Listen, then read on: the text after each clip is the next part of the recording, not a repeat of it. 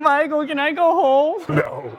Hey, I'm Michael Haas from House Hack Seattle. I'm here with Eric Yu of Second Bridge Associates. Second Bridge is Switch and bridge. Yep, you got it. You knocked it out of the park. I'm not confident enough in it. You got it. Third time's the charm. Sorry, dude. Eric just gave a great talk about building infill development in Seattle. We're talking about the One Seattle plan, DADUs, new construction single-family home developments, and everything in between. Eric, I've worked with small mom and pop investors that are doing the BRRRR strategy to renovate a house and then build a DADU in the back. I've also worked with builders and developers that are really interested in just finding beat up houses and scraping the lot and building all new. You've done both, and I'd love to hear a little bit about what you like, what you don't like, the pros and cons of each strategy. Yeah, thanks for the intro, Michael. It's been interesting. I'd say the biggest differences I notice are when we go with like the infill development approach and like retaining the existing SFR, building units in the back, there's always this like safety net that you get of like keeping that existing asset on site, right? Like you can, if for whatever reason you need to stop halfway, you still have an asset that retains value, right? When you go the scrape approach, you basically have to finish the project or you're screwed. Yeah. And so what that means is like when we're looking at a kind of like infill DADU project, you might buy it for 500K, build the DADU in the back, your front house maybe 400K or something afterwards. You don't get that flexibility with this scrape approach where once I take down the house, it is just land value there now. There's no more building value and I have to do something with it to like reconstruct. I'd say for me, the biggest things I notice is it's just the numbers are bigger. Yeah. So everything compounds, everything feels a little bit heavier, right? Instead of, with a DADU, you might be spending 400K all in. For one of these like 4 units that we're gonna be doing, we're gonna be spending around like 1.718 all in. Just including the land? Or just not including the land. Not including the land. Just construction costs, right? So the one that we're looking at is land value is $1 million, or I guess like the dilapidated house is $1 million. Construction cost is gonna be like 1.8, and we're targeting roughly like a 3.8 million exit or so. Yeah. So if all goes well on that one, we would net out pretty nicely at like 500 or 600K or so.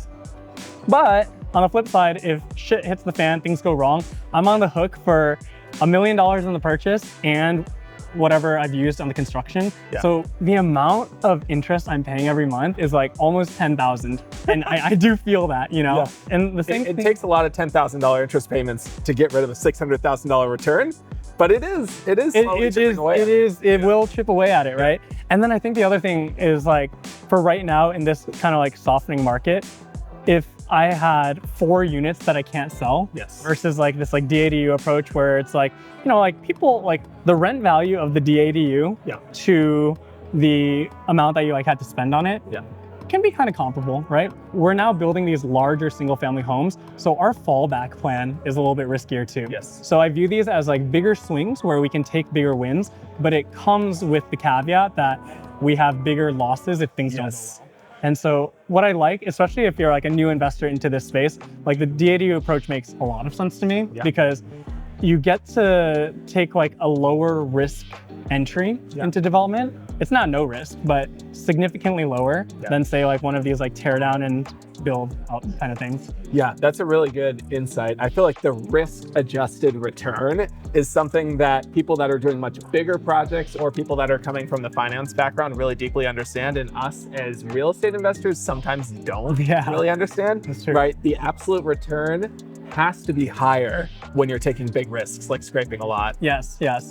What is the backup strategy? Because if you build a DADU and you put it on the market and you put the single family on the market and it doesn't sell, between the 2 properties, you might have 1.5 to 1.7, maybe a little bit more of real estate value. A lot of people could refinance that with a conventional loan or a DSCR loan and just hold those properties as rentals and wait out a terrible storm. If you're at 3.8 million, it's going to be hard to carry that. I know, it is. It's definitely. So you got to have big bucks to refinance that loan, or you need a great DSCR ratio, which is pretty hard to get here in Seattle. So if it doesn't sell, like, what is the backup plan? That's a great call. So this is one of those interesting projects that I'm actually doing a partnership with the builder. Interesting. And so the builder is not taking a fee, but I'm also not taking a commission. So we have essentially created an additional like 300K buffer for both of us. in the scenario that like, even with like another 10% price drop, we're insulated from that. Yeah. So the reason why we're willing to take it on is because we can like minimize some of the risk by making the builder take on some of the cost as well. Yeah. And like not giving him his fee. So he's in as like an equity partner, incentives are aligned, versus if I were taking this on myself and I didn't have this set up, I'd be a little bit more nervous, right? Now, I will say as a backup plan, well, I guess me, Wanda, Block, all my business partners would have to move into one of the units then, and we'll just have to live there instead. As far as backup plans, creating your own real estate investor commune on a 4-unit property does not nice, right? sound that bad. Could you put a pool in the middle? No more parking, but Could you do a 3-unit and then a pool? The backup plan of renting out the property is a really nice safety net for a lot of investors, but that said, a lot of times it doesn't make financial sense, right? Like selling the unit one way or another, or moving in with the purpose of selling in the future tends to be the exit on these larger scrape and rebuilds. Yep. If you're doing a large single family. I have seen people scrape lots and do micro housing or cottage housing or smaller scale housing and hold those as rentals, but it's pretty tough if you're building, like what's your biggest unit there? 1,800 to 2,100? Yeah, 2,100. Exactly. 2,100 square feet? Yep. Man, you're selling that for 1.4? We're trying to get that around 1.2. 1.2. 1.2. See, it's a good deal. I said 1.4. Yeah. There you go. See, that's what I'm saying. It's gonna sell. Yeah. It's hard at 1.2 to really find someone willing to rent it for enough to justify. No, that's exactly it. I'd say this is why, like, with like the DADU deals, obviously the total net that we're gonna get on the project is gonna be less, right? And so that's why like our portfolio is kind of a mix of each of these. I feel nervous doing just scrape and builds. Yeah. I also feel like I'm missing out on gains if I do just the like buy a main, build a DADU type strategy. So I view these kind of scrape and builds as like my big bets where if it goes well, home run. Yeah. If it doesn't go well, it's okay. We try for the next home run. But the DADU / infill kind of build strategy, I think is like, I view those as like our solid base hits that we just do over and over. Yeah. So you've got 10 grand a month of holding costs on this scrape and rebuild. Yeah. Let's talk timeline. Yeah. How does it differ from just building a DADU? How long are you expecting to take from getting the keys to your house that you're going to knock down anyway, to actually having the end product sold? Yeah. So in this scenario specifically, we're actually getting this permit ready. Yep. So it saves a lot of time, but I can tell you how long it took for the current owner to get the permits ready. Yeah. All in for this teardown scrape took about 10 months for them to get permits. The current owner of the home though bought it in all cash, so he really doesn't have much carrying costs, so he's fine. He honestly doesn't even. Don't worry about opportunity costs. Yeah, exactly. Yeah, I should renegotiate the deal. He doesn't need my money. Yeah. So you're essentially coming in at month 10. Yes. With a lot of legwork done. Exactly. So I don't have to take on the first 9 months of interest costs of like 10K a month. I only take it on after I start construction. Yep. Now that 10K a month is only the case for the loan amount before I start getting construction draws. At its fully drawn out amount of $2.8 million, I'm gonna be paying interest in the realm of like almost 20K a month. Yeah. Not for the entirety, right? It's only at the very end of construction that I'll be paying 20K a month. But my expectation for this build from start to finish will be roughly 9 months. So you've got 10 months of permitting, which you got to jump ahead on, and then 9 months of build time, not including sale?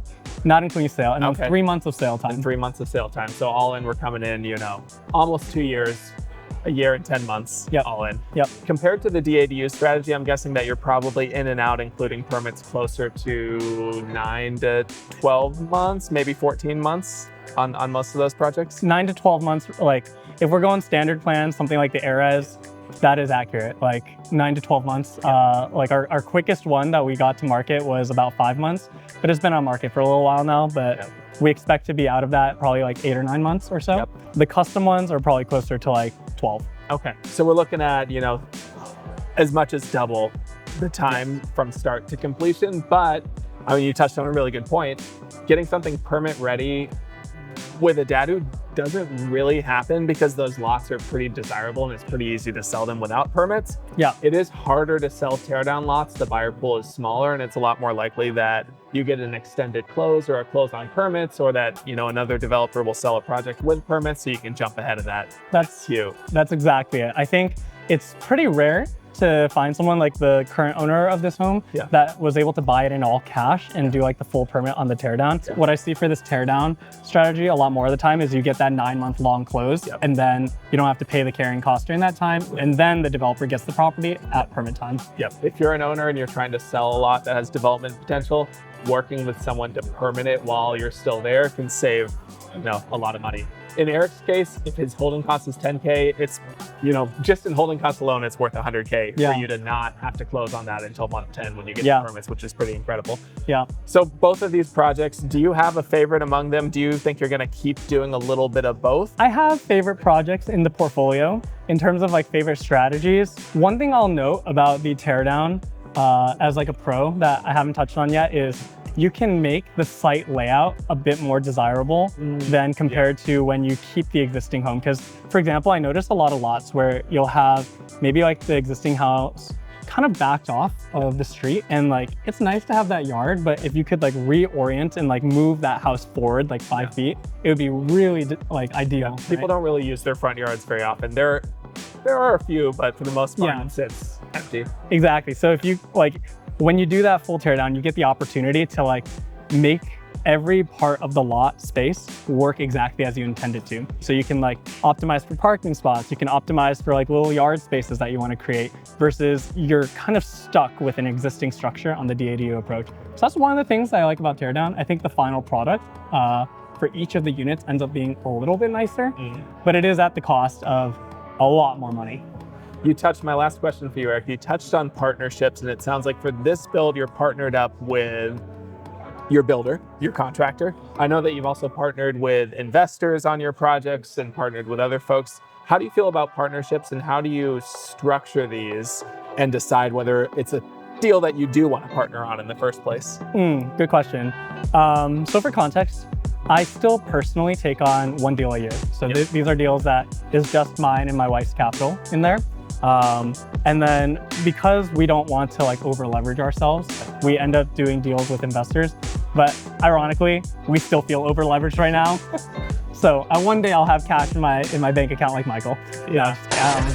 And so I think when it comes to deciding when I want to do a partnership or like partner up, first of all, the margin has to work well enough where the investor can get the return that they need to get to. Right. 50% of a small profit is not smaller profit. Yeah, exactly. So like if the project profit is not going to be high enough to bring on an investor, I mean, first of all, I probably shouldn't be taking on that project anyway, but I think that's like key number one. Key number two is I think about like how this fits into my whole portfolio. Like, should I take this on as like a personal project? Is the return high enough for me? I will say, like for my personal projects, I'm trying to target above an 100% return. Cash on cash. Cash on cash, so I'm trying to target above 100%. And then with investor ones, I have like flex to bring that down to like 60 to 75% on the project. And then after splits, my investor tries to earn about like 20 to 25%. So that's the goal. I would say like for me, when I like think about bringing on investors, I know people talk about doing like smaller checks. So you could get like 50K investors and get like 5 investors on a project. But I have a strong preference against that, because the more cooks you get in the kitchen on a project, the more opinions you get, the more hairy it gets, the more you have people asking like when their money is going to come back, the more you have people calling you and being like, hey, I don't like this finish. And so what we've set as kind of a ground rule is every project we take on, I need to find an investor who's willing to put in like 300K, 350K as kind of like a filter for ourselves too, right? Like these are the people that have the money to invest. The people that are wanting to put the smaller checks, maybe they shouldn't be doing that in the first place sometimes, because they might not be in as like well off of a spot. So that's just one thing to keep in mind. We've toyed with the idea of multi-investors before to like be able to take on more projects, but I know the headaches that'll come with that. If it sounds too good to be true too, it probably isn't. I think a lot of the people that really target small investors, I won't name any names, right? But the folks that are doing, investor workshops and just invest 5 to 25K with us, and it's a much harder business to run. And one of the reasons the folks, that take that business model on do take such small investors is I think they expect a lower level of due diligence. Yeah, that's fair. Are able to just kind of get rolling on projects that maybe a $350,000 investor would say, hey, like this doesn't make sense. I'm not putting my money here. Yeah. So do your due diligence anytime you're investing with someone, particularly if they're marketing for very small investors, non-accredited investors. That should put your red flags up. Thanks, Eric, for taking the time. For sure. Again, we're here at the House X Seattle Happy Hour. We've got tons of videos from builders, investors, hard money lenders, everyone in the business on our YouTube channel. We also have extra hummus behind me, so check us out. First Thursday of every month, we're here in Fremont. We love hummus. Cheers, man. Cheers.